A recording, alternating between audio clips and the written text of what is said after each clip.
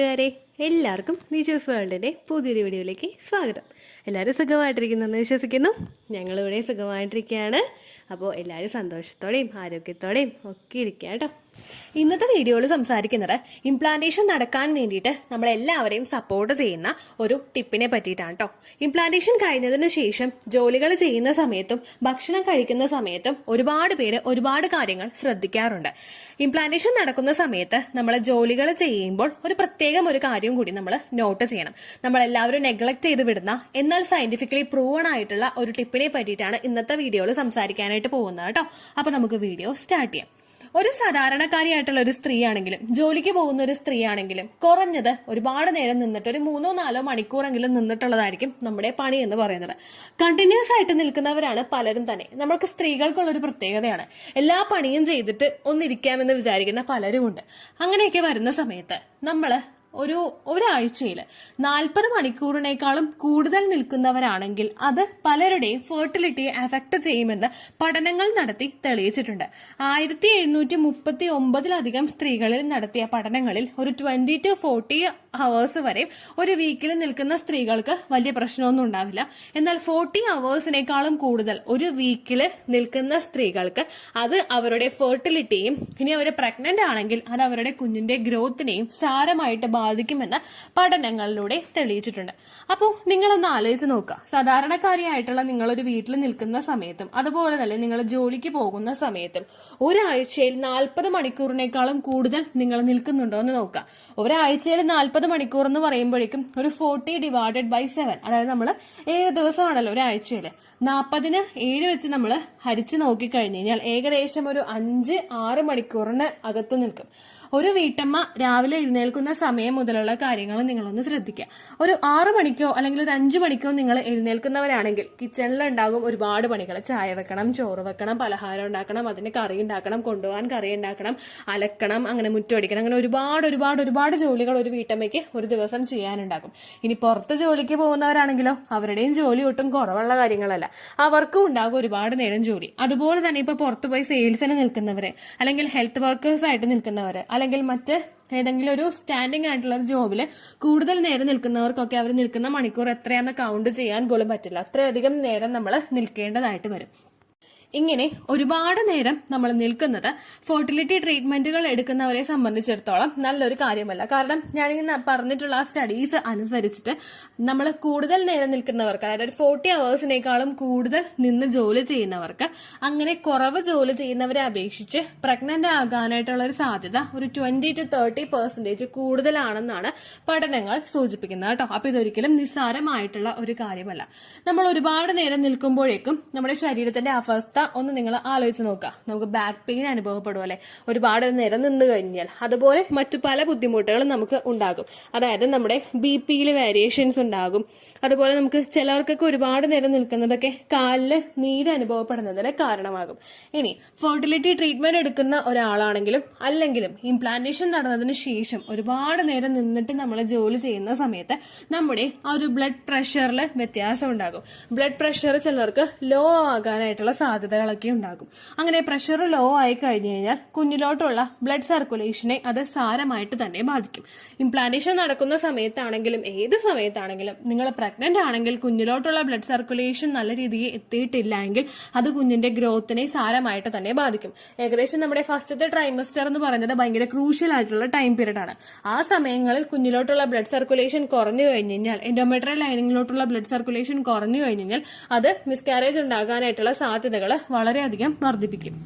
ഇനി BP കൂടുതലായി പോയി കഴിഞ്ഞാൽ, ഹൈ BP ഉണ്ടാവുന്നവർക്ക്, അത് പ്രഗ്നൻസിയുടെ സ്റ്റാർട്ടിംഗ് സ്റ്റേജ് മുതൽ ഉണ്ടാവുന്നവർക്ക് മറ്റു പല ബുദ്ധിമുട്ടുകൾ, പ്രീക്ലാംസിയ പോലുള്ള ബുദ്ധിമുട്ടുകളൊക്കെ ഉണ്ടാകുന്നതിനും അതുപോലെ മറ്റുള്ള കോംപ്ലിക്കേഷൻസ് ഒക്കെ ഉണ്ടാകുന്നതിനും കാരണമാകുന്നു. അതുപോലെ തന്നെ പ്രഗ്നന്റ് ആകുന്ന സമയം മുതൽ ബാക്ക് പെയിൻ, നമ്മൾ ഒരുപാട് നേരം നിന്നിട്ട് ബാക്ക് പെയിൻ അനുഭവപ്പെടുന്നവരാണെങ്കിൽ പ്രഗ്നൻസി ആയി കഴിഞ്ഞാൽ അത് ബാക്ക് പെയിൻ ഭയങ്കര വേഴ്സ് ആയിരിക്കും. അതായത് ഭയങ്കര ബാക്ക് പെയിൻ ഒന്നില്ലെങ്കിൽ നമ്മൾ പ്രഗ്നന്റ് ആകുമ്പോൾ ഉണ്ടാകും. അതിന് ശേഷം ഈ ഒരു ബാക്ക് പെയിൻ നമുക്ക് ഓൾറെഡി ഉണ്ടെങ്കിൽ അത് കുറച്ചും കൂടി അതിന്റെ ഡോസ് അല്ലെങ്കിൽ അതിന്റെ പവർ കൂടുതലായിരിക്കും കേട്ടോ. അതുപോലെ തന്നെ പലർക്കും കാലിൽ നീര് അനുഭവപ്പെടും. ഒരുപാട് നേരം നിൽക്കുന്നത് നമ്മളുടെ ആ ബ്ലഡ് സർക്കുലേഷനും ഒക്കെ സാരമായിട്ട് തന്നെ ബാധിക്കും. കാരണം ബ്ലഡ് തിരിച്ച് ആ ഒരു ഫ്ലോയിലോട്ട് കയറാനായിട്ടുള്ള ഒരു സപ്പോർട്ട് നമ്മൾ ശരീരത്തിന് കൊടുക്കാതിരുന്നു കഴിഞ്ഞാൽ അത് പ്രഗ്നൻസിയെ സാരമായിട്ട് തന്നെ ബാധിക്കും. പ്രഗ്നന്റ് ആകാൻ ട്രൈ ചെയ്യുന്ന സ്ത്രീകൾക്ക് പലരിലും തന്നെ ഇപ്പോൾ ഒരു ഏർലി സ്റ്റേജിൽ തന്നെയും മിസ്കാരേജ് ഉണ്ടാക്കാനായിട്ട് ഇത് കാരണമാകുമെന്ന് പഠനങ്ങൾ സൂചിപ്പിക്കുന്നു. ഇനി പ്രഗ്നന്റ് ആകുന്ന സ്ത്രീകളാണ് ഇങ്ങനെ നിൽക്കുന്നതെങ്കിൽ, കുറെ മണിക്കൂറുകളോളം നിന്ന് ജോലി ചെയ്യുന്നവരാണെങ്കിൽ, അല്ലെങ്കിൽ ഇപ്പോൾ ടീച്ചേഴ്സ് ആണെങ്കിൽ, അല്ലെങ്കിൽ സെയിൽസ് ഗേൾസ് ആയിട്ട് പോകുന്നവര്, ഹെൽത്ത് സെന്ററിൽ പോകുന്നവര്, മറ്റുള്ള ജോലികളൊക്കെ ചെയ്യുന്നവരാണെങ്കിലും കണ്ടിന്യൂസ് ആയിട്ട് നിൽക്കുന്നത് കുഞ്ഞിന്റെ ബർത്ത് വെയിറ്റ് കുറയുന്നതിനും പ്രീ ടേം ബർത്ത് ഉണ്ടാകുന്നതിനും കാരണമാകുന്നു. ബർത്ത് വെയിറ്റ് കുറയാന്ന് പറയുന്നത് കുഞ്ഞിന്റെ ജസ്റ്റേഷണൽ ഏജ് അനുസരിച്ചിട്ടുള്ള വെയിറ്റ് ഉണ്ടാവാതെ വരിക. പ്രീ ടേം ബർത്ത് എന്ന് പറയുന്നത് ഡെലിവറി നേരത്തെ ഉണ്ടാവുക, വളർച്ച എത്തുന്നതിന് മുൻപ് തന്നെ ഡെലിവറി ഉണ്ടാവുന്നതിനും അത് കാരണമാകുന്നുണ്ട് കേട്ടോ. ഇനി ഇത് അവോയ്ഡ് ചെയ്യാൻ വേണ്ടിയിട്ട് നമുക്ക് കുറച്ച് കാര്യങ്ങൾ ചെയ്യാവുന്നതേ ഉള്ളൂ. ഒരിക്കലും ഇംപ്ലാന്റേഷൻ കഴിഞ്ഞിട്ടുള്ള സമയത്ത് ഒറ്റ സ്ട്രെച്ചിൽ നിന്നിട്ട് നിങ്ങൾ ജോലികൾ ചെയ്യാതിരിക്കുക. നമ്മൾ കൂടുതൽ നേരം നിന്നിട്ട് ജോലി ചെയ്യുകയാണെങ്കിൽ ഇംപ്ലാന്റേഷൻ നടക്കുന്ന സമയത്ത് നിങ്ങൾ പ്രഗ്നന്റ് ആയിട്ടുണ്ടെങ്കിൽ നിങ്ങൾക്ക് ഫെയിന്റിങ്, അതായത് തലകറക്കം ഉണ്ടാകുന്നതിന് കാരണമാകുന്നു. നമ്മൾ വെറുതെ അൺവാണ്ടഡ് ആയിട്ട് ഒരുപാട് ബുദ്ധിമുട്ടുകളൊന്നും വരുത്തി വെക്കേണ്ടല്ലോ. അപ്പൊ ആ കാര്യം നിങ്ങൾ ശ്രദ്ധിക്കുക. നിങ്ങൾ ജോലികൾ ചെയ്യുമ്പോഴേക്കും ഇപ്പോൾ കഞ്ഞിക്ക് വെള്ളം വെക്കുന്നുണ്ടെങ്കിൽ കുറച്ച് നേരം എവിടെയെങ്കിലും പോയി ഇരിക്കാനായിട്ട് ശ്രദ്ധിക്കുക. വെജിറ്റബിൾസ് കട്ട് ചെയ്യുമ്പോഴേക്കും ഒന്ന് ഇരുന്നിട്ട് കട്ട് ചെയ്യാനായിട്ട് ശ്രദ്ധിക്കുക. അങ്ങനെയുള്ള കാര്യങ്ങളൊക്കെ ഒന്ന് ശ്രദ്ധിച്ചു കഴിഞ്ഞാൽ വീട്ടിലുള്ള പണികളും നടക്കും, നിങ്ങൾക്ക് ഒരു ഇത്തിരി റെസ്റ്റും കിട്ടും. ആ കാര്യം നിങ്ങൾ മസ്റ്റായിട്ട് ശ്രദ്ധിക്കുക കേട്ടോ. അതുപോലെ തന്നെ നല്ലോണം നിങ്ങൾ വെള്ളം കുടിക്കുക. ധാരാളം നമ്മൾ വെള്ളം കുടിക്കുന്നതിനനുസരിച്ചിട്ട് നമ്മുടെ ശരീരം ഹൈഡ്രേറ്റഡ് ആയിട്ടിരിക്കുന്നതിനും ആ ഒരു പ്രഗ്നൻസിയൊക്കെ സപ്പോർട്ട് ചെയ്യുന്നതിനും ശരീരത്തിന് സാധിക്കുക കേട്ടോ.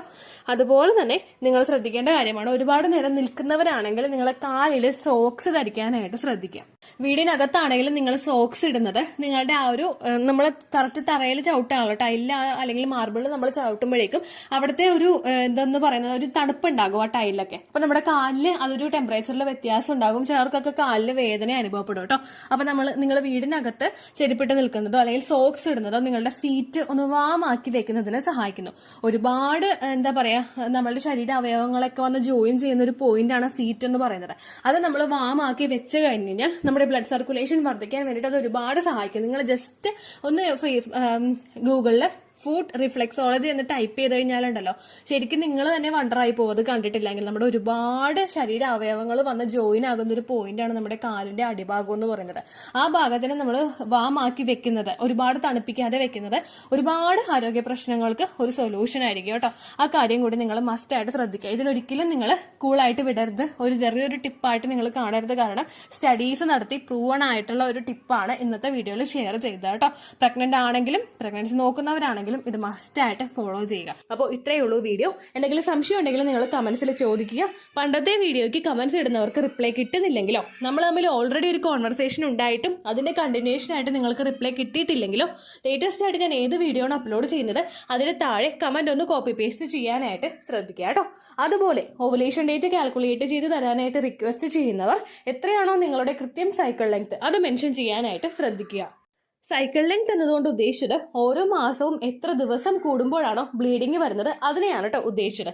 അതായത് ജനുവരിയിൽ നിങ്ങൾക്ക് ഒരു 1-ാം തീയതിയാണ് ബ്ലീഡിങ് വന്നതെങ്കിൽ, ഫെബ്രുവരിയിൽ നിങ്ങൾക്ക് 2-ാം തീയതിയാണ് ബ്ലീഡിങ് വരുന്നതെങ്കിൽ, ജനുവരി 1-ന് ഡേ 1 ആയിട്ടെടുത്ത് ഫെബ്രുവരി 2 വരെ എത്ര ദിവസമുണ്ടോ അത് എണ്ണി പറയുന്നതാണ് സൈക്കിൾ ലെങ്ത് എന്നതുകൊണ്ട് ഉദ്ദേശിച്ചത് കേട്ടോ.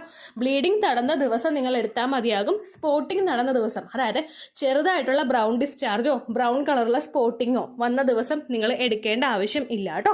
അപ്പോൾ ഇതുപോലെ തന്നെ നിങ്ങൾ ശ്രദ്ധിക്കുക. സൈക്കിൾ ലെങ്ത് ചോദിക്കുന്ന സമയത്ത് എന്നാണോ ഡേറ്റ് അത് നിങ്ങൾ മെൻഷൻ ചെയ്യാതിരിക്കുക. അതായത് ചില ആളുകൾ ജനുവരി 16, ഫെബ്രുവരി 14 അങ്ങനെ പറയും. അങ്ങനെ പറഞ്ഞുകൊണ്ട് കാര്യമില്ല കേട്ടോ. അപ്പോൾ ഇത്രയേ ഉള്ളൂ വീഡിയോ. അടുത്തൊരു യൂസ്ഫുൾ വീഡിയോ ആയിട്ട് നമുക്ക് വീണ്ടും കാണാം. ബൈ.